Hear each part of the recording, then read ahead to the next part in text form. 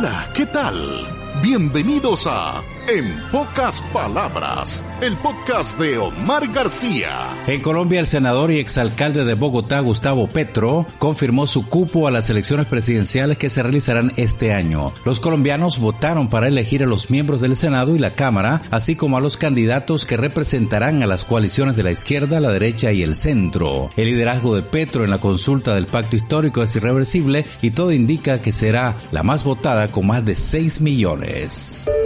En Chile, el nuevo presidente Gabriel Boric expresó su malestar debido a que en una actividad religiosa en la que participó el fin de semana, alguien invitó al exarzobispo de Santiago, Ricardo Esati, acusado de haber encubierto violación de niños en su arquidiócesis.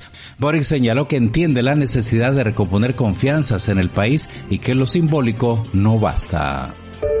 En Estados Unidos, el expresidente Barack Obama anunció que dio positivo al coronavirus, aunque señaló que se siente relativamente saludable y que su esposa Michelle no está contagiada. Obama alentó a más estadounidenses a vacunarse contra el COVID, a pesar del descenso en la tasa de infecciones. La semana pasada hubo unos 35,000 contagios, lo que supone una baja considerable respecto a mediados de enero, cuando ese promedio era de unos 800,000.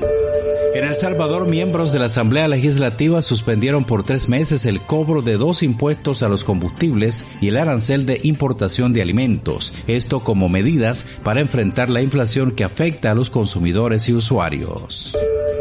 En Ucrania y Rusia, a través de sus representantes militares y diplomáticos, vuelven a negociar este lunes, pero ahora por videoconferencia. Ambas partes dejaron entrever que ha mejorado el clima de las negociaciones, lo que no se refleja en el campo de guerra, donde los combates y bombardeos no cesan.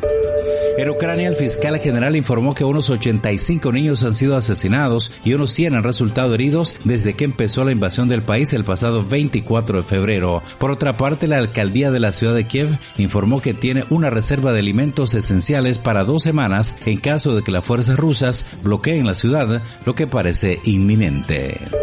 En Ucrania, Alemania y Rusia se produjeron manifestaciones contra la guerra. Miles protestaron en las calles de las ciudades de Ucrania, incluidas las localidades bajo ocupación de los militares rusos. Los militares impusieron toque de queda después de las marchas que demandaban su salida y la liberación de las autoridades capturadas.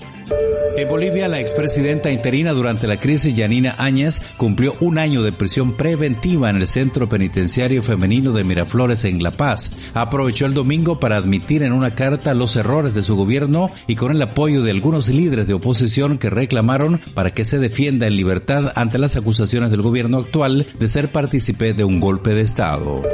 Representantes de UNICEF, la Organización Mundial de la Salud y el Fondo de Poblaciones de las Naciones Unidas emitieron un comunicado conjunto para demandar el cese de los bombardeos a centros de salud en Ucrania. Las agencias de la ONU han documentado desde que Rusia invadió Ucrania 31 ataques contra el sistema de salud. Han matado y herido a civiles, así como destruido instalaciones y ambulancias, interrumpiendo el acceso a servicios sanitarios esenciales.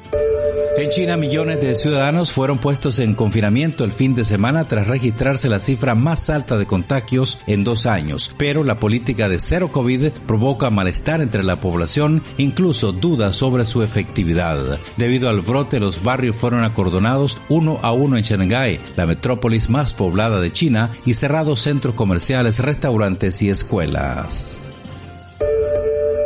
Gracias por elegirnos entre el infinito mundo de las comunicaciones actuales.